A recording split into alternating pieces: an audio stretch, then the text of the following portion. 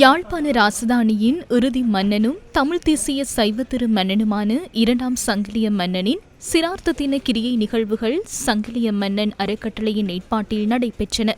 இதன்போது சங்கிலிய மன்னனுக்கும் அவருடைய சந்ததியினருக்கும் தர்ப்பண கிரியைகள் இடம்பெற்றன.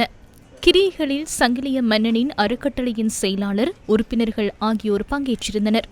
1460 செண்பக பெருமாளுடைய ஆட்சி நிறைவுக்கு வந்ததை அடுத்து ஆரிய சக்கரவர்த்தியினால் யாழ்ப்பாண ராச்சியம் ஆளப்பட்டது. அதன் பின்னர் உள்ளூர் மன்னர்களின் ஆட்சி நடைபெற்றதுடன் அவர்களில் முதலாம் சங்கிலி மற்றும் இரண்டாம் சங்கிலி மன்னர்கள் முக்கியமானவர்கள்.